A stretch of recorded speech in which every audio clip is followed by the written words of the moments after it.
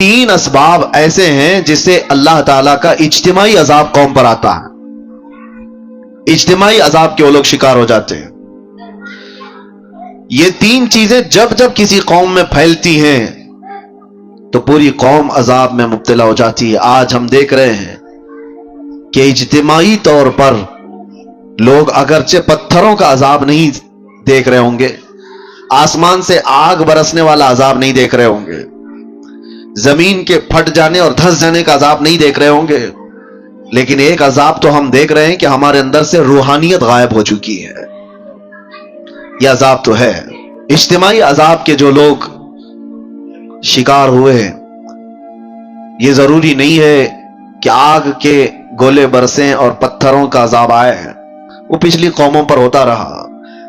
لیکن فی زمانہ ہم جو اس عذاب کے شکار ہوتے ہیں، اس میں سے جو ہم دیکھ رہے ہیں برکتوں کا اٹھ جانا، چہروں کے رونق کا ختم ہو جانا، روحانیت ہماری سلب کر لی جائے.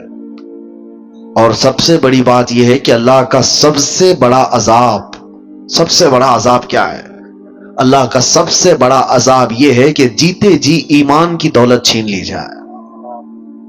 یہ سب سے بڑا عذاب ہے. موت تو ایک بار آئے گی، لیکن ایمان کے بغیر مر گیا تو آخرت میں ہمیشہ ہمیشہ اسے دوزخ ہے، ہمیشہ ہمیشہ کی جہنم میں جائے گا. وہ سب سے بڑا عذاب ہے. ڈر اسی بات سے ہے کہ جیتے جی ہماری بدکاریوں کی وجہ سے ایمان کی دولت تو نہ چلی جائے. آج بے حیائیوں کا جو سیلاب آیا ہوا ہے، نظام درہم برہم ہو چکا ہے. میں ان دو وجوہات پر تھوڑی سی گفتگو کروں گا.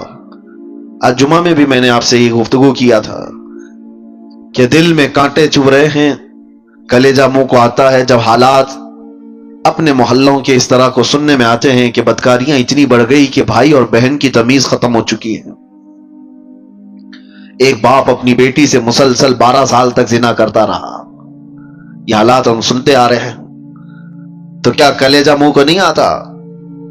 یہ چیزیں پیدا کہاں سے ہوتی ہیں؟ انسان اس قدر درندگی کا شکار کب بنتا ہے، ایسا حیوان کب بنتا ہے؟ مین ریزن کیا ہے؟ انسان کے سود خوری کے سلسلے میں بعد میں عرض کرتا ہوں، لیکن بے حیائی جو ہے، بدکاریاں، آپ نے کبھی محسوس نہیں کیا ہوگا کہ کتا اپنی مادہ کے ساتھ اگر جوڑا کھاتا ہے تو آپ کبھی اس کا رشتہ تھوڑی نہ پوچھتے ہیں کہ یہ بہن کے ساتھ ہے کہ ماں کے ساتھ ہے. ان کے ہاں کوئی نظام نہیں ہے. جب جانور بڑے ہو جاتے ہیں تو ماں اور بچوں کا بھی فرق ختم ہو جاتا ہے. لیکن کیا وہی چیز انسانوں میں آپ برداشت کر پائیں گے؟ اپنے معاشرے میں، اپنے محلوں میں، اپنے گھروں میں، اپنے خاندانوں میں یہ چیز برداشت کر سکتے ہیں؟ عقل سلیم کبھی برداشت نہیں کرے گی. لیکن ہم دیکھ رہے ہیں کہ برداشت کیے جانے کی عادت آ گئی لوگوں کو. یہ سب دیکھ کر کے ہنس کر کے گزر جاتے ہیں. اب تو بڑے بڑے حادثات پر آپ صرف اور صرف ایک سٹیٹس دن بھر لگائیں گے، اس کے بعد ہو گیا. بڑے بڑے حادثات صرف اور صرف ایک دن کی نیوز بن کر کے ختم ہو جاتے ہیں. یہ انسان کی درندگی یہاں تک جو آتی ہے، اس کے کچھ اسباب تو ہمیں ڈھونڈنا چاہیے کہ کیوں اس طرح سے انسان بے حیا ہو گیا. سب سے پہلا ریزن ہے اس کے رزق کا، اس کے کھانے کا. گاڑی میں جیسا پیٹرول ڈالو گے ویسی ہی گاڑی چلے گی. ایک ٹنکی ہے چھت پر رکھی ہوئی ہے، اس پر جیسا پانی آپ فل کرو گے، نیچے جس ٹوٹی کو بھی کھولو گے پانی وہی آئے گا جو ٹنکی میں ہوگا. رزق حلال اگر جسم کے اندر جاتا ہے تو اس کے اعضاء سے حلال کام ہوں گے. حرام رزق کا آج اتنا دورہ ہو گیا کہ لوگوں نے اب احتیاط کرنا بھی چھوڑ دیا. یہ جو زبان کا چسکا ہے، آج مسلمانوں سے میں گفتگو کر رہا ہوں، دوسروں کو مت دیکھیں آپ کون کیا کھا رہا ہے. یہ زبان کی شہوت تمہیں آزاد اتنا کر گئی ہے کہ تم ہر چیز کھانے پر تیار ہو گئے. پہلے کے دور میں لوگ بچتے تھے، نان ویج کھانا ہے، گوشت کھانا ہے، تو کتنی تحقیقیں ہوتی تھی کہ کہاں سے آیا، کس کا ہے، کون دیا ہے. آج کچھ بھی نہیں. ہمارے بچوں کے سامنے یہ تو مسئلے بھی نہیں رہ گئے. جو فاسٹ فوڈ کے ایسے عادی ہو گئے، ان کو راستہ چلتے ہوئے جو بھی شاورما ملا، پیزا ملا، برگر ملا، لے کے اس کو کھانا ہی ہے. تمہیں پتا ہے، میں جانتا ہوں کئی ایسے لوگوں کو جو کہتے بھی ہیں کہ ہم مردہ مرغیوں کو بیچتے ہیں. مری ہوئی مرغیاں 10 روپے کلو میں لا کر کے اس کا وہ بنا کر کے بیچتے بھی ہیں کئی ایسے لوگ. اگر دوسری قوموں کے ہاں ذبیحہ کا مسئلہ ہی نہیں ہے تو وہ جو کھائیں ہمیں اس سے فرق نہیں پڑتا، لیکن تمہارے لیے رزق کا بہت فرق پڑتا ہے۔ حرام رزق کا ایک لقمہ جب کسی کے پیٹ میں جاتا ہے تو میرے عزیزوں کئی دنوں تک اس کی کوئی عبادت آسمانوں تک نہیں جاتی، اس کی دعائیں قبول نہیں ہوتی۔ موسیٰ علیہ السلام ایک بار کوہ طور پر جا رہے تھے، ایک بندے کو اتنا روتے ہوئے دیکھا، ہاتھ لمبے کر کر کے، اس پر آپ کو ترس آ گیا۔ آپ کوہ طور پر جا کر اللہ سے اس کی سفارش کرتے ہیں کہ مولا اس کی دعائیں پہلے قبول کر لے۔ رب تعالیٰ فرماتا ہے موسیٰ وہ مانگتے مانگتے مر جائے، ہاتھ پھیلاتے پھیلاتے آسمانوں تک بھی لائے، تب بھی میں اس کی دعا نہیں قبول کروں گا۔ موسیٰ علیہ السلام ڈر گئے کہ ایسا کیا گناہ کیا اس نے؟ تو اللہ تعالیٰ فرماتا ہے کہ اس کے پیٹ میں حرام لقمہ ہے، اس کے جسم پر حرام لباس ہے، جب تک یہ ہوگا اس کا رونا گڑ گڑانا میں نہیں دیکھوں گا۔ آپ کیا سمجھتے ہیں یہ ہلکا ہے؟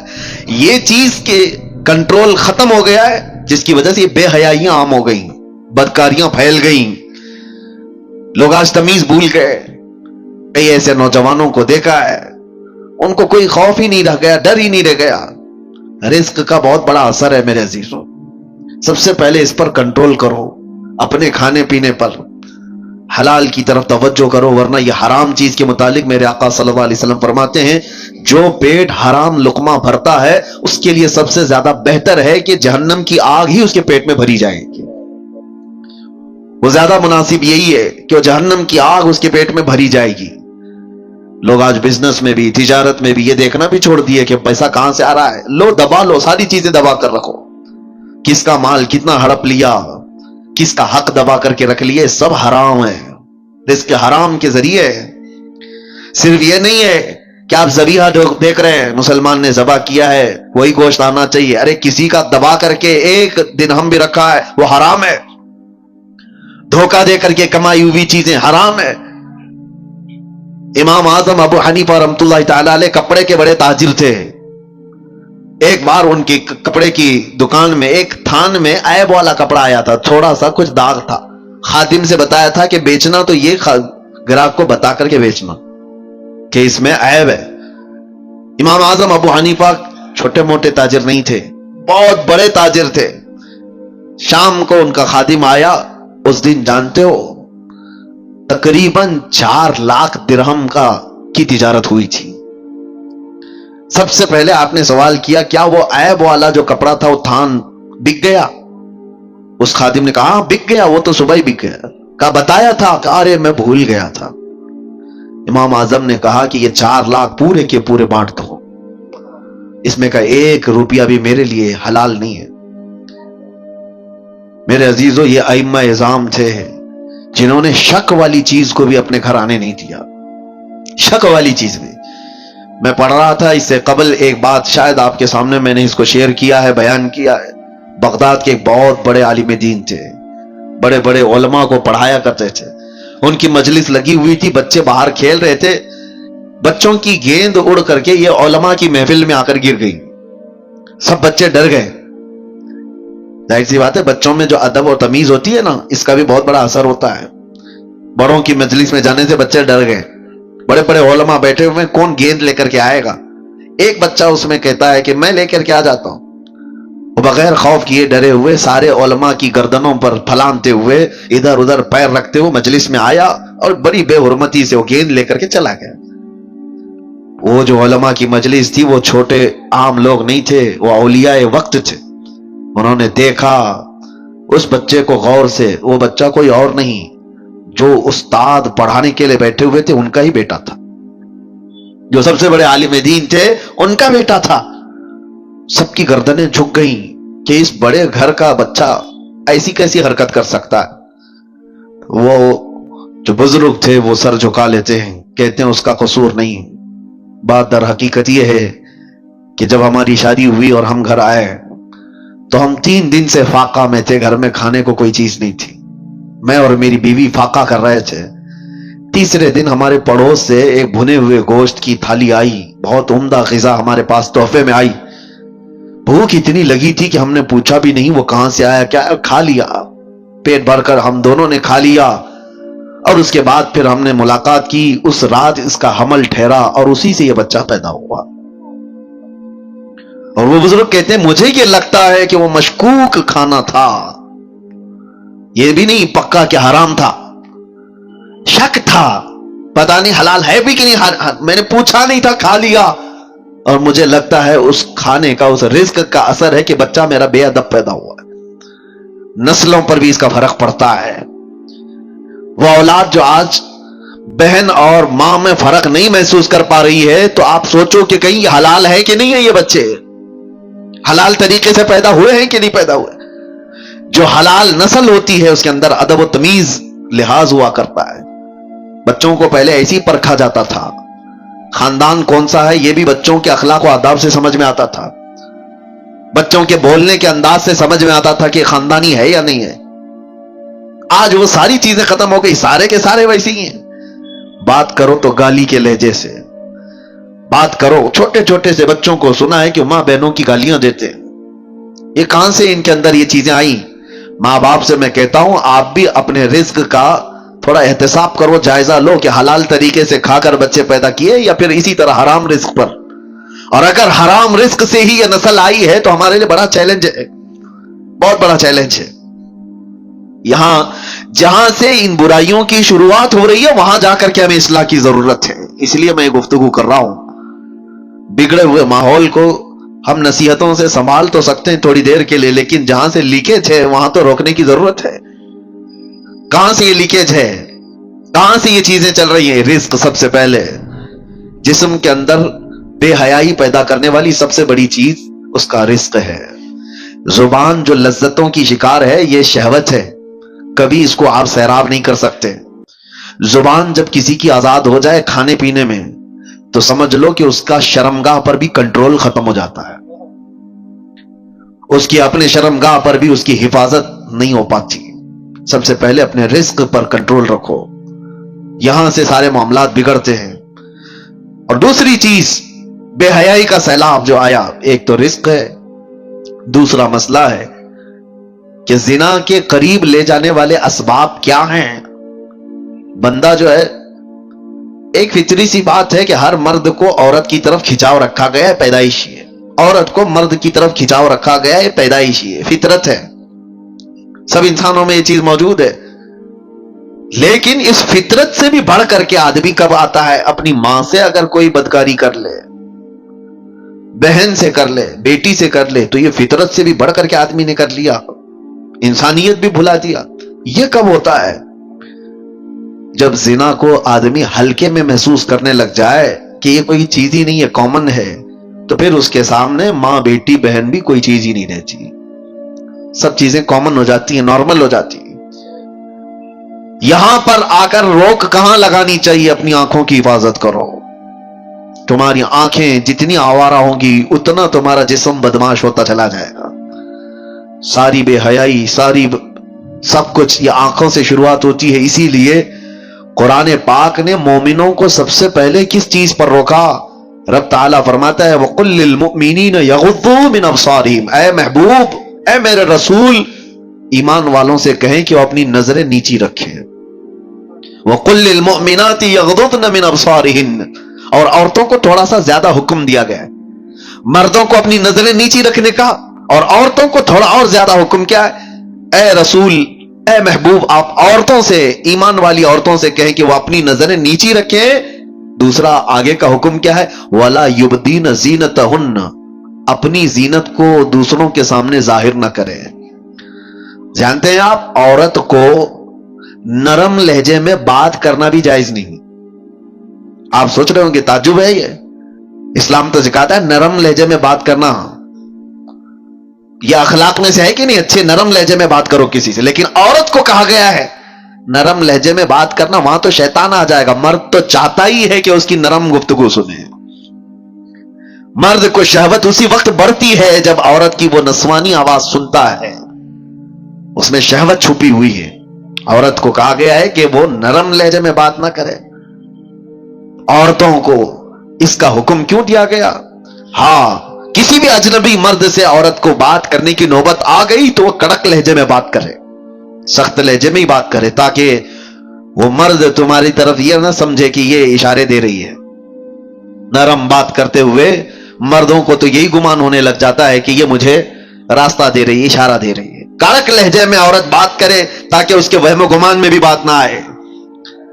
عورتوں کو یہ حکم دیا گیا کہ وہ اپنی زینت کا اظہار نہ کرے. زینت کا اظہار کس کو کہتے ہیں؟ یہ تو آج بولنا ہی مشکل ہو گیا ہے. اللہ کے نبی صلی اللہ تعالی علیہ وسلم نے ارشاد فرمایا اپنے صحابہ سے کہ ایک وقت ایسا آئے گا تم دیکھو گے عورتیں کپڑا پہن کر کے بھی ننگی ہوا کریں گی. حضور پاک صلی اللہ علیہ وسلم نے فرمایا ان پر اللہ کی لعنت اور سارے فرشتوں کی لعنت. میرے آقا فرماتے ہیں وہ کون سی عورتیں ہیں؟ تنگ و تاریک لباس پہننے والی، چست لباس پہننے والی، چپکا ہوا بدن سے جس سے اس کے سارے اعضاء ظاہر ہوتے ہوں ایسا لباس پہننے والی. ان کے تو برقعے ہی کیسے ہو گئے؟ وہ تو زینت کے لیے ہو گئے. پہلے تو سنا جاتا تھا کہ نقاب جو ہوتا ہے وہ حجاب جو ہوتا ہے عورت کو چھپانے کے لیے ہوتا ہے. اب تو حجاب اور نقاب ساری چیزیں دکھانے کے لیے ہوتی ہیں، اس میں بھی زینت کا اظہار ہے. حکم یہ تھا کہ باہر سے اگر کسی کی نظر پڑ جائے تو مرد یہ پہچاننے سے عاجز ہو جائے کہ یہ جوان عورت ہے کہ بوڑھی عورت ہے، اسے یہ پہچاننے کی تمیز بھی نہ رہے. اس طرح سے وہ عورت کو حجاب کا حکم تھا. لیکن عورتیں آج کپڑا پہن کے بھی ننگی ہیں. یہ زنا کے عام ہونے کے اسباب ہیں. جب اس طرح کی حرکتیں ہوں گی تو گھر محفوظ نہیں رہیں گے، کسی کے گھر محفوظ نہیں رہیں گے. نوجوانوں سے ہم تاکید تو کر سکتے ہیں کہ بیٹا آپ اپنی نظریں نیچی رکھو، اپنی حیا کا قتل مت کرو. ہم آپ سے یہ کہہ تو سکتے ہیں کہ آپ اپنے آپ کو کنٹرول میں رکھو. لیکن ان عورتوں کا کیا جو خود ہی ننگی باہر آ جائے؟ ایک نوجوان کہاں تک اپنے آپ کو سنبھالے گا، کہاں تک برداشت کرے گا؟ کیا اس میں ان عورتوں نے بڑا کردار نہیں ادا کیا ہے کہ بے حیائی کو پھیلانے میں، بچوں کے اخلاق کو بگاڑنے میں ان عورتوں کا کردار نہیں ہے؟ بہت بڑا کردار ہے. ہم دنیا بھر کی عورتوں کو کچھ کہنے جائیں تو ہمیں اپ ٹون مارا جائے گا کہ عورتوں کے حقوق کا قاتل ہے، یہ عورتوں کی آزادی کے خلاف ہے یہ مولانا لوگ. دیکھو پورے جھنڈ کے جھنڈ حملہ کرنے لگ جاتی ہیں عورتیں. کوئی ایک بھی اگر ان کے لباس پر بات کرے تو ان کو ایسا لگتا ہے کہ سب کے سب حملہ آور ہو جائیں گے. عورتوں پر ہی بولتے ہو، مردوں کو نہیں بولتے. اسلام وہ ہے جو پہلے مردوں کی آنکھوں پہ پابندی لگایا ہے. لیکن اس کا مطلب یہ نہیں ہے کہ سارے مرد اپنی آنکھیں نیچے رکھ کر کے ہی جائیں گے اور آپ اپنا جسم کھلا رکھ کر کے ہی کہو. تو ان عورتوں سے میں کہتا ہوں جن کو ہمارے جملے برے لگتے ہیں، میاں قانون بھی ہے، پولیس بھی ہے، ڈپارٹمنٹ بھی ہے، سب کچھ تو ہے گورنمنٹ کے اندر، حکومت کے اندر. تو پھر اپنا سونا چاندی تجوری میں کیوں رکھتے ہو؟ چوکھٹ پہ رکھا کرو. پولیس تو ہے نا، حفاظت کے لیے گورنمنٹ تو موجود ہے. لاؤ اپنی جیولری پوری باہر دروازے کے باہر رکھ کر کے آرام سے سو. آپ کو لگے گا نہیں پولیس تو ہے، 24 گھنٹے تھوڑی نا میرے مال کو دیکھ رہی. یہی ہم آپ سے کہنا چاہتے ہیں. نوجوان اپنی آنکھیں نیچی تو کر لیں گے لیکن 24 گھنٹے نہیں کر سکتے. تم اپنی حفاظت تو کرو، تم اپنے جسموں کی حفاظت کرو. اور جس طرح سے یہ عورتوں کو برا لگتا ہے، میں ان سے یہی کہتا ہوں تمہارے جسموں کو ہم حفاظت کے لیے کہہ رہے ہیں، یہ نہیں کہ کوئی یہ پابندی ہے، یہ کوئی قید ہے. کس نے کہا کہ تم کو قید کرنا ہے؟ اگر عورتوں کو قید میں رکھنا ہوتا تو ہماری آدھی شریعت ام المومنین عائشہ صدیقہ سے نہیں چل رہی ہوتی. سیدتنا عائشہ صدیقہ رضی اللہ تعالیٰ عنہا کے بیان کردہ حدیثوں سے آدھی شریعت ہے ہماری. آپ کو کیا لگتا ہے عورتوں کو قید کیا گیا ہے؟ عورتوں کو قید نہیں، عورتوں کو ان کے مقام پر رکھا جا رہا ہے جس کی وہ حقدار ہیں. کبھی آپ یہ سوال کرتے ہیں کہ خانہ کعبہ پر غلاف کیوں چڑھایا جاتا ہے؟ اس لیے کہ وہ مقدس ہے. قرآن پہ غلاف کیوں رکھا جاتا ہے؟ فرق کرنا ہے کہ وہ مقدس ہے. یہ تمام چیزیں کیوں رکھی جاتی ہیں؟ کہ ان کا تقدس برقرار رکھے عورتوں کو. اسی لیے پورے لباس کی بات ہم کرتے ہیں کہ ان کا تقدس برقرار رہے. ننگی رہے تو ہر ایرا غیرہ نتھو کھیرا دیکھتا تو رہے گا ہی. لوگوں کی شہوت پر کسی کا کنٹرول تھوڑی نہ ہے. کتنوں کی آنکھوں کو ہم بچائیں گے؟ یہ بے حیائی کا جو دورہ ہے اس میں یہ سارے اسباب ہیں. برا رزق جب جسم میں جاتا ہے تب اس کا زنا کی طرف میلان زیادہ ہوتا ہے. حرام رزق جسم میں آتا ہے تو بے حیائی کی طرف بڑھتا ہے. اور دوسرا کارن، عورتیں اور مرد جب اپنے لباس کے ساتھ ناانصافی کرتے ہیں تو پھر یہ بے حیائیوں کا دورہ ہے. شیطان یہ چاہتا ہی ہے کہ تمہارا لباس نکال دیا جائے، تمہیں ننگا کر دیا جائے. وہ یورپ ہے جس نے جانور اور مردوں کے इंसानों के फर्क को मिटा दिया है। मैं अक्सर एक जुमला जो कहता हूं, नंगा रहना अगर फैशन है तो भैंस ज्यादा फैशनेबल है, जानवर ज्यादा फैशनेबल है, वो तो कुछ भी नहीं पहनते। नंगा रहना कोई फैशन है? इंसानियत क्या है? हम कोई जंगली जिंदगी गुजार रहे हैं क्या? हमें कपड़े मैसर नहीं है? इसको ये शैतानी तमाम जमातों ने मिल करके शहवतों को आम करने के लिए नंगा किया है, वरना कपड़ों की दुश्मनी किसकी है? अरे बड़े बड़े ब्रांड के कपड़े तो तुम ही लोग बनाते हो और फिर नंगा भी रखना चाहते हो। कंपनियां बंद कर दो, कपड़े ही मत बनाओ। जो कपड़े बनते हैं तो इस बात का तस्वुर मैं आपको लाना चाहता हूं, किसके लिए बनते हैं? जानवरों के लिए। हैरत होती है, मैं कभी कभार ये भी चीज महसूस करता हूं, महफिलों में, शादियों में, बारातों में, वो कुर्सियां ज्यादा पर्दे में रहती हैं औरतों से हैं। और कुर्सियों को शामियाने वाले मौजूद हैं, ऊपर से नीचे तक छुपाए होते हैं, पता भी नहीं चलता अंदर लाल कुर्सी है कि पीली कुर्सी है, कपड़ा उड़ा दिया है। बेजान कुर्सी को इतना पर्दे में रखा है और जान वाली औरत को पूरी तरह से जीनत बनाकर लोगों के सामने रखा है। उन खवातीन से मैं कहता हूं, तुम्हें आज कोई रोकने वाला नहीं है, कोई कानून ऐसा नहीं है कि तुम्हें पाबंद कराया जाए। सिर्फ एक कानून है, वो अल्लाह रब्बुल इज्जत का खौफ। तुम्हें क़यामत के दिन उठाया जाएगा। मेरे आका सल्लल्लाहु तआला अलैहि वसल्लम ने फरमाया, मेराज की शब मैंने जहन्नम में अक्सर औरतों को देखा है। उनके अजाबात का भी जिक्र फरमाया। उनमें से एक अजाब का जिक्र मेरे आका ने फरमाया कि औरतों को बालों से बांध करके सजा दी जा रही थी और उनके बालों में पीप और खून भरा हुआ था और फरिश्ते उनको दर्दनाक अजियतें दे रहे थे, अजाब में मुब्तला कर रखे हुए थे। पूछा गया कौन सी औरतें? कहा गया कि ये अपनी जीनत का इजहार अवाम के सामने करती थी, ये बेहया बाहर आया करती थी। तुम्हें इस्लाम ने जो इज्जत व वकार दिया है उस इज्जत व वकार के साथ रहो, वरना माशरा बहुत खराब होता जा रहा है। अब यहां मर्दों की जिम्मेदारी है, अपनी बेटियों को पर्दा सिखाओ। नंगी ला करके बाजारों में घुमाने को पौश नहीं कहा जाता। बेहया आदमी है वो जो अपनी बेटियों और अपनी औरतों और अपनी बहनों के पर्दे के सिलसिले में आजाद ख्याली का इजहार करता है। नहीं, हमारे यहां तो ये सब नहीं चलता है, नहीं चलता है। मेरे आका सल्लल्लाहु अलैहि वसल्लम ने फरमाया, दयूस जहन्नमी है, दयूस जहन्नमी है, दयूस जहन्नमी है। साहबा ने पूछा, या रसूल अल्लाह कौन है दयूस? हुजूर पाक फरमाते, वो शख्स दयूस है जिसकी औरत बेपर्दा बाहर निकलती है, वो मर्द भी जहन्नम में जाएगा। मर्द के बारे में, औरत के बारे में, मर्द के बारे में। और एक बात मैं आपको बताऊं, मर्द अपनी गैरत और अपनी मर्दानगी कैसे उसकी पहचानी जाती है, अरब वालों से आज भी पूछो, अरब में आज भी जाकर के पूछो, आज भी उनके हालात अगरचे बिगड़े हुए हों, लेकिन सगी भाभी को भी कोई देवर नहीं देख सकता वहां। कई ऐसे मैं घर जानता हूं, क्योंकि उनकी गैरत है, उसको मर्दानगी समझते हैं, अपनी औरत की हिफाजत करना। ये बेगैरत बेहया लोग हैं जो अपनी औरतों का इजहार करने के लिए बाहर ले आते हैं। शक होता है तुम पूरे हो भी कि नहीं हो, औरतों का इजहार कराने के लिए। और अब तो फैशन बना हुआ है, एक खूबसूरत औरत किसी की आ गई तो वो दोस्तों में ला ला करके उसको मिलवा रहा है, उसको दिखवा रहा है, देखो हम तुम्हारी भाभी कैसी है। मुआज़ल्लाह रब्बिल आलमीन, तुम जिना के दरवाजे खोल रहे हो, तुम बेहयाई के दरवाजे खोल रहे हो। तुम्हारी औरत बाजार की जीनत नहीं है जो ला करके दिखा रहे हो। अरे मोबाइल दिखा दिया, घड़ी दिखा दिया, जूते चप्पल दिखा दिया, समझ में आती है कि चलो इसकी अपनी खुशियों का इजहार कर रहा है। अपनी बीवी को दिखाओगे दूसरों के पास और उम्मीद क्या रखते हो सामने वाले से? ये तो बात ही अलग हो गई कि कुत्ते को सामने गोश्त दिखा करके फिर कहा जाए कुत्ता कुछ नहीं करता हमारा।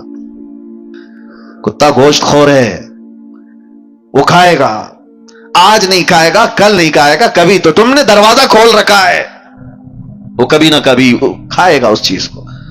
इसीलिए मेरे अजीजों, एक बुजुर्ग ने अपने मुरीद से कहा था, यही लड़कियों के पर्दे और हिजाब के बारे में बात आई तो उन्होंने कहा था, बेटा गोश्त खरीद करके लाना, 2 किलो गोश्त एक खुले बर्तन में सर पर रख करके लाना, कपड़ा मत ढाकना।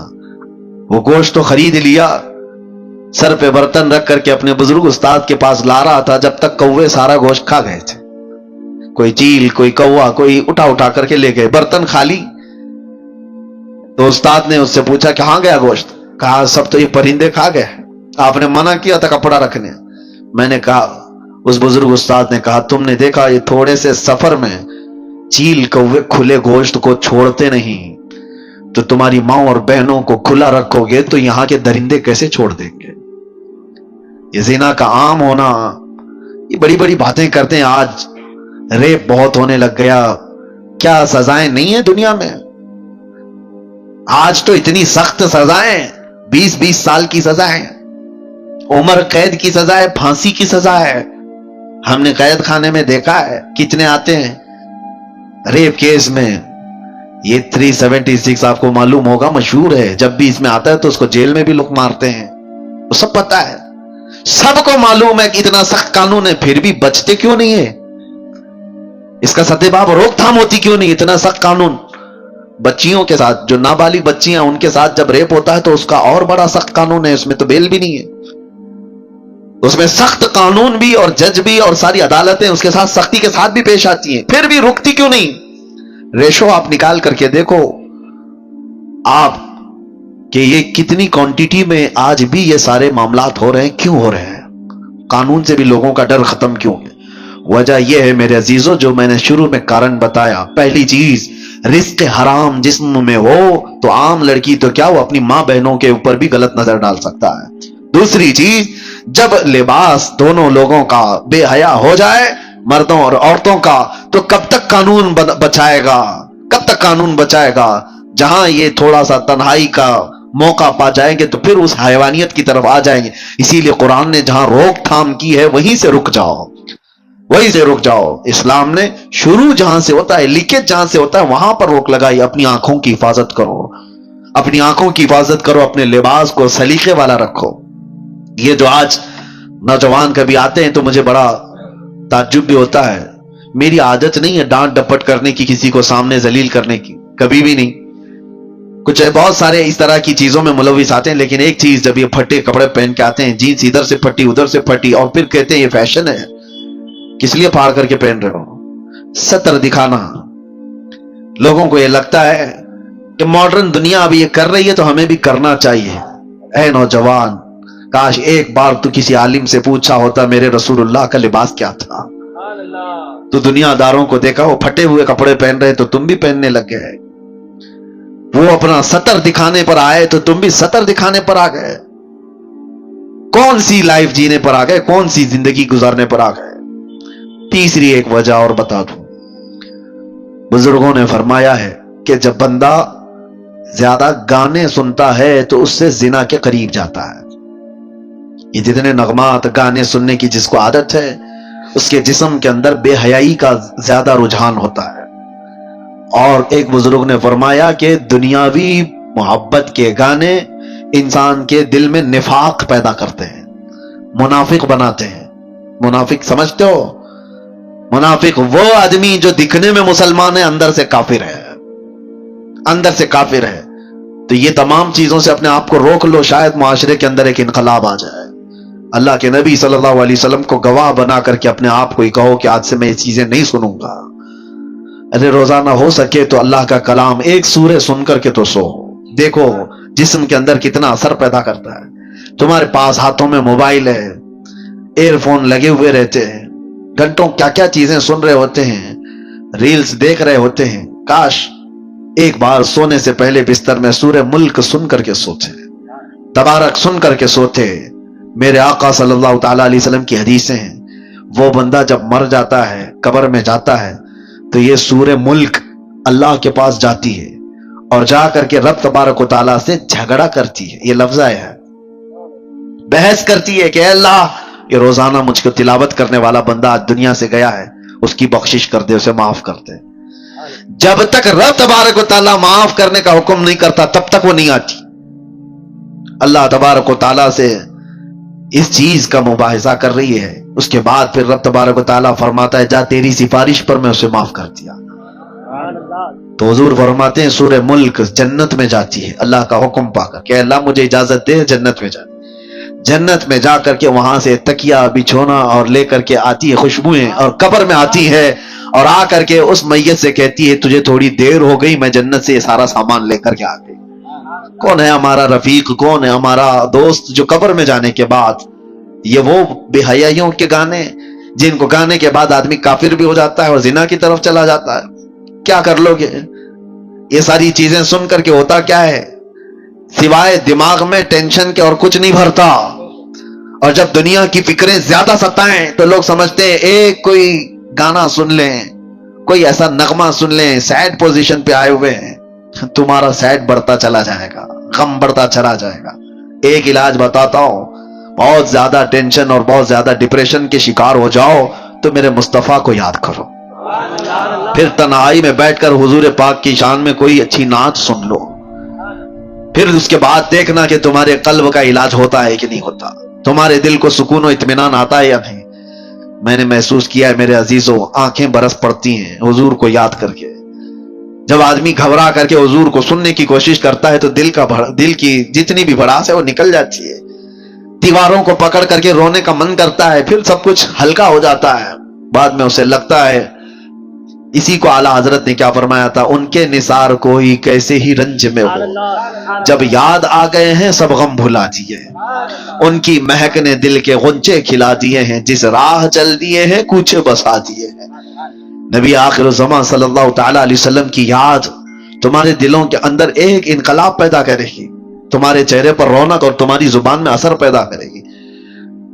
اور آخری بات کی طرف میں آتا ہوں, ان بے حیائیوں اور برائیوں سے اپنے آپ کو بچانے کا ایک مضبوط اسلحہ دے کے جاتا ہوں, مضبوط ہتھیار. کیسے روکو گے؟ آنکھیں بچتی نہیں ہیں, زبان رکتی نہیں ہے, بے حیائی کی طرف زیادہ چلے جاتے ہیں. کوئی چیز تو ہونی چاہیے. لوگ آج شارٹ کٹ علاج زیادہ چاہتے ہیں. ہاں, کئی لوگوں نے مجھ سے یہ کہا کہ آپ پہلے کافی موٹے تازے دکھتے تھے, ابھی دبلے اتنے کیسے ہو گئے ہو؟ میاں بہت محنت کیا ہے. ایسا نہیں ہے کہ کچھ کسی سزا کی وجہ سے جسم گل گیا ہے. دن میں 8-8 کلومیٹر چلتا تھا, محنت کیا. اب کسی کو بتایا کہ جسم کی چربی پگھلانے کے لیے محنت کرنی پڑتی ہے, نہیں, ان کو کوئک علاج چاہیے اور وہ ڈھونڈ رہے ہیں, اور بیوقوف ڈاکٹروں کے ہاتھوں میں جا کر کے اپنے آپ کو برباد بھی کرتے ہیں. کوئی ڈاکٹر کہا صبح سے شام تک 5 کلو کم ہو جائے گا, چلا گیا اس کے پاس بھی. یہ جو فطرت ہے نا, کوئک علاج چاہیے. نہیں میرے عزیزو, دنیا میں کوئی بھی اتنی آسانی سے چیز نہیں ملتی, اور جو مل جاتی ہے پھر وہ ڈپلیکیٹ ہو سکتی ہے. ہاں, ایک ہی چیز ہے کوئک علاج, وہ صرف اور صرف رب العالمین کا سجدہ ہے, بہت تیزی سے جو اثر لاتا ہے. اس کے علاوہ آپ دنیا میں کسی بھی چیز کو بغیر محنت کے حاصل نہیں کر پاؤ گے. میں جو بات عرض کر رہا ہوں, کوئی ہتھیار, کوئی اسلحہ ایسا جو ان بے حیائیوں پر کنٹرول کرنا مجھے سکھا دے. تھوڑی محنت تو ضروری ہے, تھوڑی محنت تو آپ کو ضروری ہے, لیکن ایک ایسا ہتھیار میں دے کر کے جاتا ہوں, دیکھنا آپ خود عمل کر کے. میری طرف سے کثرت سے صبح سے لے کر شام تک جہاں بیٹھو, جہاں کھڑے رہو, جہاں انتظار, جہاں کہیں پہ بھی اپنی زبان پر درود پاک پڑھنے کا ورد جاری رکھو, پڑھتے رہو, صرف اور صرف یہ پڑھتے رہو, اور پھر آپ محسوس کرو گے اللہ تعالیٰ کہاں کہاں سے تمہیں بچا لیتا ہے. یہ میرا چیلنج ہے آپ کو, میں کہتا ہوں, اگر آپ کی غیر توجہی کی وجہ سے, آپ کی معلومات کے بغیر آپ کے سامنے حرام رزق آ بھی گیا, آپ کو پتہ ہی نہیں, تمہارے ہاتھوں میں کپ کپی پیدا ہو جائے گی, تمہارے منہ میں متلی آنے لگ جائے گی, تم کھا نہیں پاؤ گے. یہ اللہ کا نظام ہے, اللہ تعالیٰ غیب سے تمہاری حفاظت کر دے گا, اس لیے کہ وہ غیرت مند خدا ہے, غیرت مند رسول ہے. رب تبارک و تعالیٰ ان زبانوں کی حفاظت کیسے نہیں کرے گا جو اللہ کے ذکر کے لیے کھل رہی ہیں اور اس کے حبیب پر درود کے لیے کھل رہے ہیں. کثرت سے آپ درود پڑھنے کی عادت ڈال لو. میں نے سنا تھا شاعر مشرق اقبال کے متعلق, ڈاکٹر اقبال کو سنا ہوگا, ایک ہی شعر ہزاروں بار پڑھا گیا لیکن آج بھی اس میں ایک جان نظر آتی ہے کہ محمد سے وفا تو نے, تو ہم تیرے ہیں, یہ جہاں چیز ہے کیا لوح و قلم تیرے ہیں. جملہ ہی تو ہے نا, شعر ہی تو ہے, ہزاروں شعروں پر بھاری شعر ہے. اقبال نے 1-2 شعر نہیں لکھے, ہزاروں شعر لکھے, لیکن اتنا اثر ہے کہ ہر مجمع میں, اور ایک بار نہیں 1000 بار پڑھو, اثر آج بھی دیتا ہے کہ نہیں دیتا. اقبال کے ان اشعار میں اثر کیسے اتنا, تو اقبال نے کہا تھا میں نے 1.25 کروڑ مرتبہ درود پاک پڑھا ہے. 1.25 करोड़ मरतबा दुरूद पाक पढ़ा। मैंने ये सुना था, अगर ये बात है तो मेरे अजीजों जुबान का असर बढ़ जाता है। हमने खुद भी अपनी आदत ये बना रखी है, सफर में हो कहीं पर भी हो कसरत से दुरूद पढ़ते रहे। इससे कई चीजों से आदमी बच जाता है, दूसरों की गीबत करने से, दूसरों को बुरा भला कहने से, और अपनी जुबान को गलत चीजों की आदत डालने से। इन तमाम चीजों से अल्लाह हिफाजत करता है। तो आज से इन चीजों की आदत डाल लो, अल्लाह ताला इन बेहयाइयों को हमारे अंदर आने से महफूज फरमाते। और मेरे अजीजों, मुआशरे के अंदर जो बेहयाइयां फैलती जा रही हैं, अपने रिस्क पर कंट्रोल करो। हर जगह खाने की नहीं होती। तुम भैंस नहीं हो, तुम बैल नहीं हो जहां हरा घास दिखा और मुंह डाल दिया। हर चीज तुम्हारे खाने के लिए नहीं है।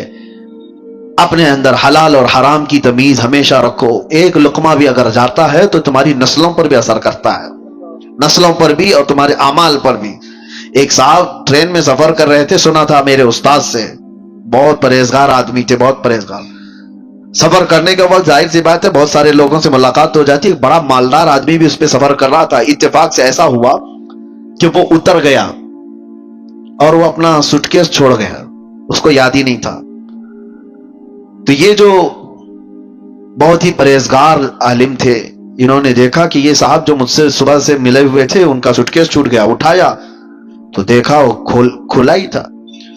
बेशुमार उसके अंदर माल और दौलत, पैसों की गड्डियां भरी हुई थी और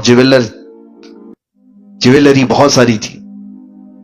देखा इतने कि 7 नस्लें खा सकती हैं। और बेचारा एक मौलवी, गरीब आदमी, जिसकी तनख्वाही आज क्या हुआ करती है, उस जमाने की बात कर रहा हूं, 100 साल पहले की, या तकरीबन 50 से 100 साल के अरसे के बीच में। दिल में बुरा नहीं आया, कहा कि नहीं, इसको ढूंढ करके इसके मालिक तक पहुंचा दूंगा। एक अमानतदारी थी। वो साहब इल्म शख्स कहते हैं कि उन्होंने ढूंढना शुरू किया, सुटकेस से या किसी तरह से पता लगाया। तो एक शहर का रहने वाला था। 2 या 3 दिन लग गए उस बंदे को ढूंढने के लिए। और ये साहब गए उसके घर पर, वो शख्स बाहर आया तो देखा, पहचान लिया। उसने कहा कि आप ट्रेन वाले मुसाफिर हो? कहा हाँ मैं वही मुसाफिर हूं। कहा कैसे आना हुआ? कहा आपका सूटकेस छूट गया। वो फौरन गले लग गया। कहा इसमें तो कितनी बड़ी जमा पूंजी थी मेरी, 1-2 नहीं, तकरीबन इसमें लाखों की मालियत की चीजें मौजूद थी।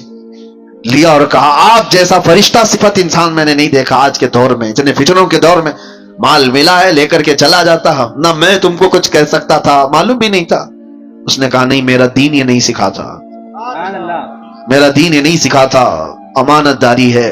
अल्लाह के नबी सल्लल्लाहु तआला अलैहि वसल्लम की मोहब्बत में उस शख्स ने दे तो दिया। उसके बाद वो जो मालदार आदमी था, उसने कहा मैं सारे लोगों को बुलाकर तुम्हारा तारुफ कराऊंगा, आप मेहमान बन जाओ। मेरे घर पे मेहमान बनाया, बहुत खातिर तवाज़ु किया, बहुत इज्जत।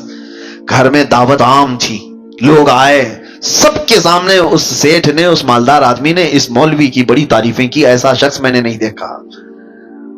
एक दिन रुकाया, दूसरा दिन आया, तीसरे दिन वो जाने वाले थे। कहा कि आप मुझे जाने दो। उसने कहा कि ठीक है। तो जिस कमरे में उनको रुकाया गया तो गुस्ल खाना भी था। ये बेचारे मौलवी साहब गए गुस्ल खाने में। उस सेठ की जो औरत थी वो अभी नहा के गई हुई थी। उसका हार सोने का वहां लटक रहा था। ये नहाए और वो हार उठाकर जेब में रख लिया, चोरी कर लिया। ताज्जुब हो रहा है कि नहीं हो रहा है? एक छोटा सा हार था, बहुत बड़ा भी नहीं था, उसको रख लिया, दबा लिया।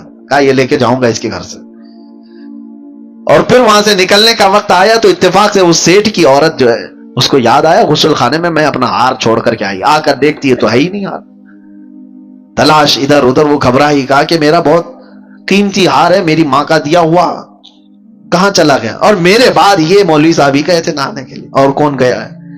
वो अपने शोहर से आकर कहती है मेरा हार चोरी हो गया, और पता नहीं वो मौलवी साहब ही गए थे। तो उसने गुस्से में इतना डांटा और कहा जो इतना बड़ा सूटकेस हमारा ला करके दिया है उस पर तू शक कर रही है?